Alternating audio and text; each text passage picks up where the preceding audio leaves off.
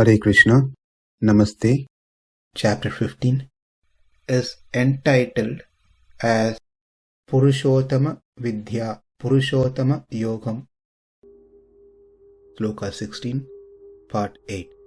Dvāv imau puruṣau loke, kṣaraś cākṣara eva ca, kṣaraḥ sarvāṇi bhūtāni, kūṭa-stho ucyate. Here, in this sloka, Krishna is speaking about two classes of people. One is called baddha-atma and another one is called mukta-atmas. The baddha-atmas are the conditioned souls in this prakriti who are further classified into two groups. One is artha-kama-para and another one is dharma-para. Artha-kama-paras are those who think of themselves to be the body. Therefore, their focus is to extend their life as much as possible in this world so that they can enjoy the faculties of this world. They do not believe in God, they do not believe in Vedas, they do not believe there's another world which can be attained by following dharma. Whereas the second group within the baddha-atmas are known as dharma-paras. They believe in Atma, they know the difference between body and Atma, they believe in Vedas, they believe in Ishvara, God or gods, and their focus is to find the pleasure in higher planets. For that reason, they perform dharma that's mentioned in the Vedas so they can attain punya. Once they get the credit, they can go to the heavenly planet and enjoy over there. But they think that is the ultimate goal, destination in life. Nothing can be greater than attaining the heaven. Within the dharma-paras, there are two groups, devantara-paras and bhāvat-paras. Devantara-paras are those who worship devatas as prescribed in the Vedas so they can get some result out of it for their enjoyment. They do not understand that the Supreme Lord, Sri Krishna, is the Paramatma who resides in everyone, including those devatas that they worship. Whereas the other group within the Dharma-paras are known as Bhāvat-paras. They are the one who has a strong, steadfast devotion towards Krishna. But they want something from Krishna. They, instead of worshipping Anya Devatas, other Devatas, they directly worship Krishna so that they can attain the higher planet within this material world. All these types of people, living entities, are known as bubukshus. Next, we saw mumukshus. Mumukshus are the one who are interested in mokshas. Bubukshus are interested in artha, kama and dharma, whereas mumukshus are interested in moksha. They attain moksha through the means of bhakti yoga or sharanagati.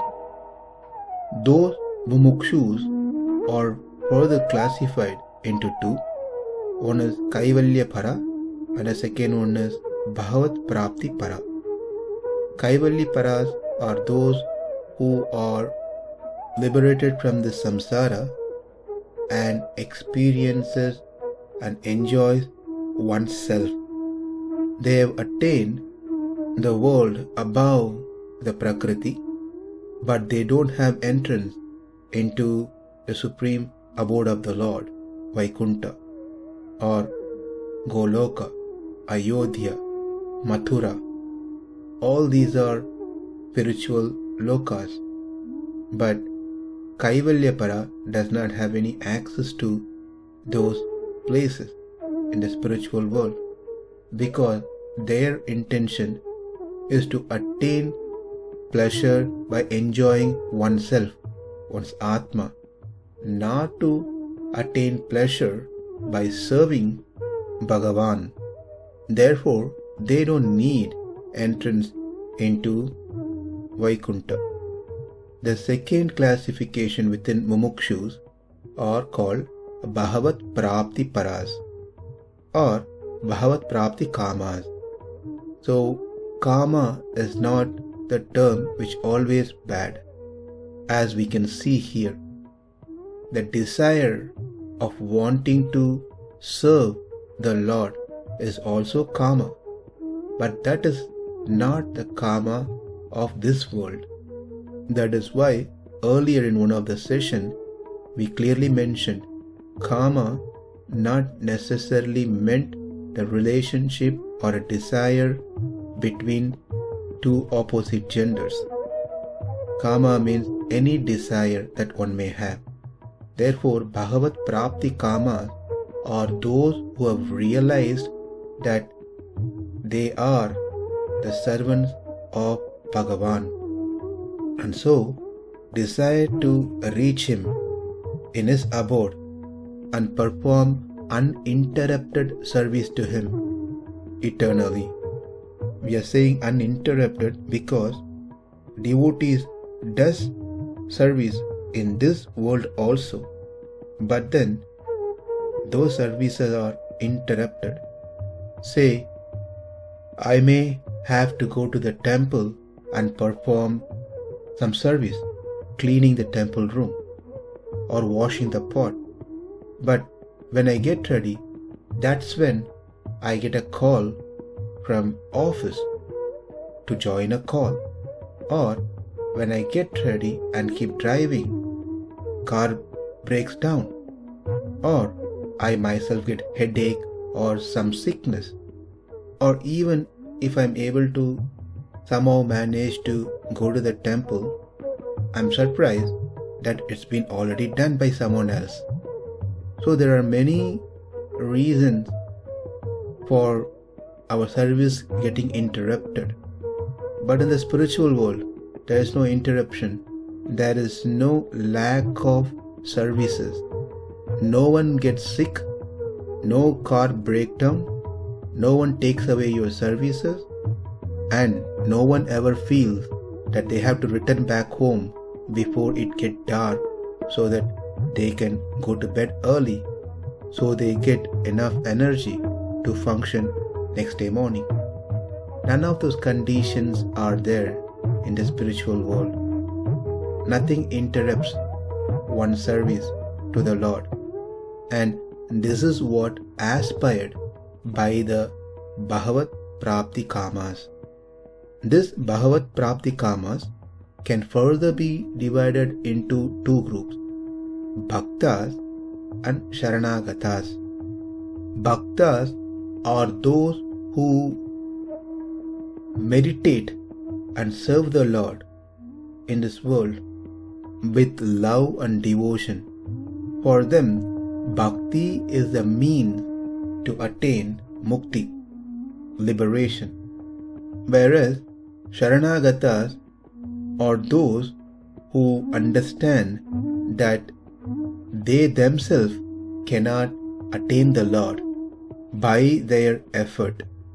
It is only through the grace of the Lord that they can attain Him. Therefore, they plead and beg the Lord to grant them mukti. This doesn't mean the Sharanagatas does not perform bhakti. They do bhakti more than the bhakta category, but they do it not as a means to attain the Lord, but out of love they do it. One thing to be noted here, under the category of Sharanagatas, Sharanagatas meaning those who surrendered at the lotus feet of the Lord with an helpless condition. There are people who surrender to the Lord even for other things besides attaining moksha. They surrender for wealth, they surrender for removal of distress, and this we saw in the previous session where Krishna mentioned artaha artarti, jignāshu jnāni. But in this context that we are studying now, we are not talking about those who are interested in wealth or removal of any distress. We see in Ramayana where the Devatas surrendered to the Lord to save them from Ravana and other demons. The crow kṣaraś surrendered to the Lord to save its life. Sugriva surrendered to the Lord to get his kingdom and wife back. So, surrendering can be done for various reasons, but the Sharanagata that falls into this category of Bhagavat Prapti Kamas are the ones who are surrendering for services to the Lord, not for any gains for themselves. Within Sharanagatas, there are two kinds of them. One is called Ekanti, another one is called Paramaikanti. Ekantis are those who are surrendered to the Lord to attain mukti, but as long as they are in this world, they would like to have happy life. That is, Ekantis are one who wanted to attain the Lord so that they can eternally serve the Lord and derive pleasure, happiness through that. But as long as they live in this world, before they leave the body, they would want to have comfortable, happy life as well in this world. So they pray for both. So as long as they are here, they have wealth, home, etc. So they can utilize them in the service of the Lord as long as they are here in this world, and after that they can attain the lotus feet of the Lord to serve Him over there, where there he doesn't need any more the wealth of this world, because he has attained the biggest wealth which cannot be compared to any of the wealth of this world, and that wealth is the spiritual world, Vaikuntha, and that wealth is the Supreme Lord Himself. The Lord gives Himself to that Atma and the supreme wealth of service over there. So this kind of Sharanagatas are known as Ekantis, whereas the second kind is called Paramaikanti. They are the ones who only desire moksha and service to the Lord, nothing else. They don't worry about how they live in this world, whether they have comfortable life or not a comfortable life. Their only desire is to attain the Lord. Now, within Paramaikanti, there are two subdivisions. One is called Artaha, another one is called Driptaha. Arthas are those who cannot wait any longer after they surrender to the Lord. They plead, they cry, they beg to the Lord to grant them moksha immediately at this very moment.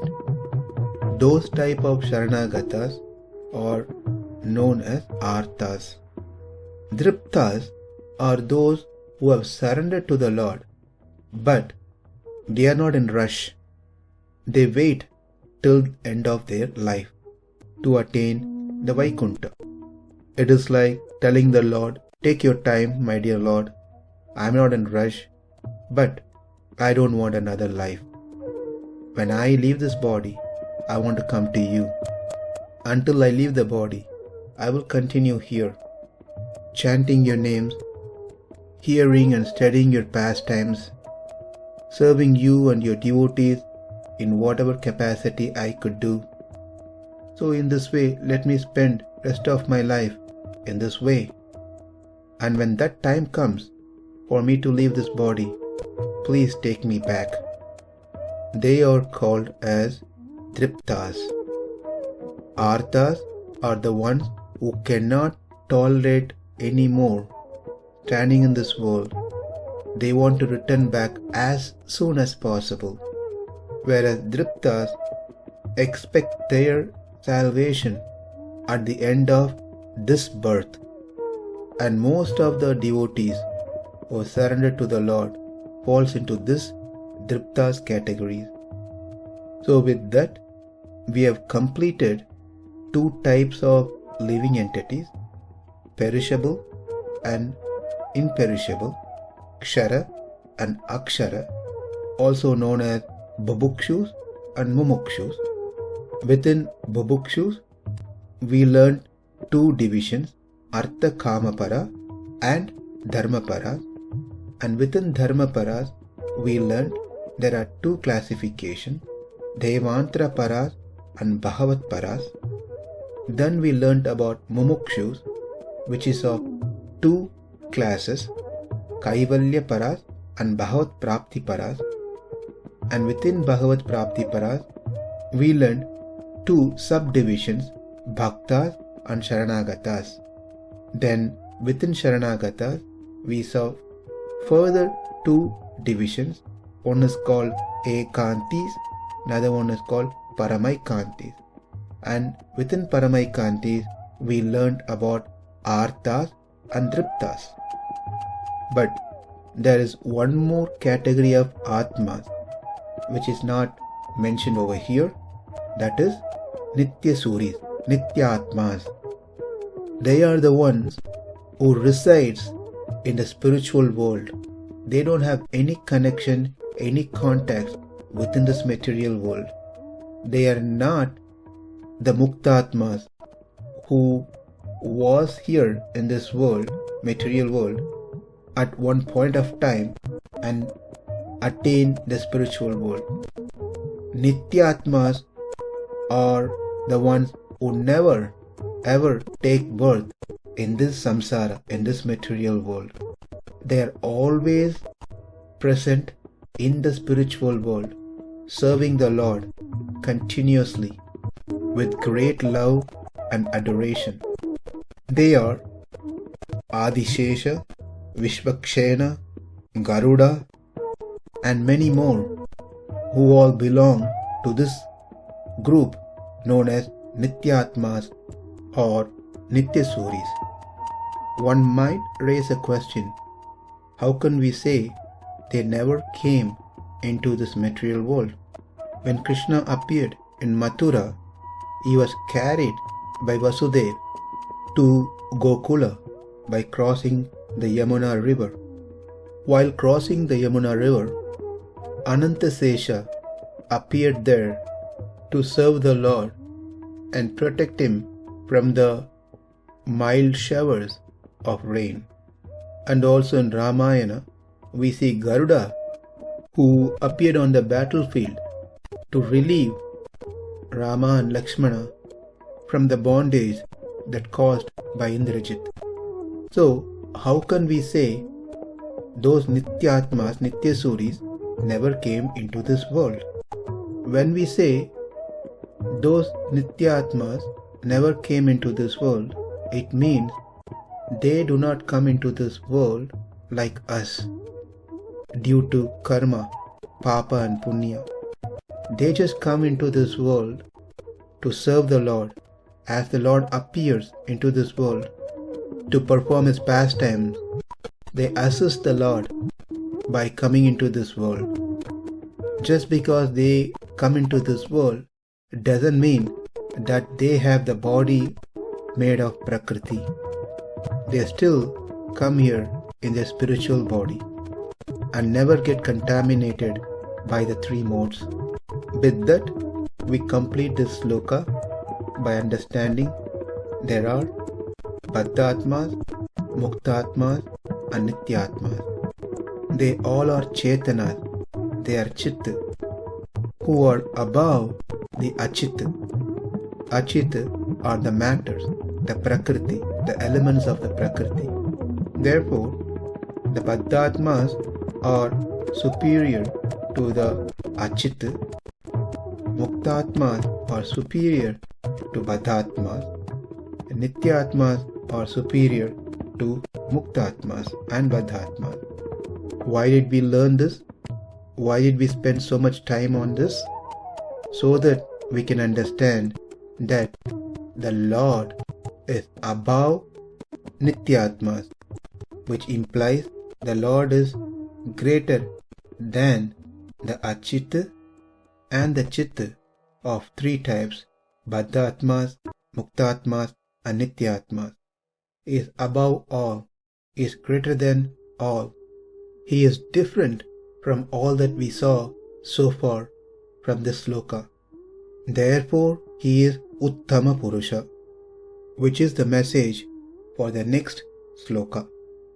Dvāv imau puruṣau loke, kṣaraś cākṣara eva ca, kṣaraḥ sarvāṇi bhūtāni, kūṭa-stho kṣara ucyate. Namaste. Hare Krishna.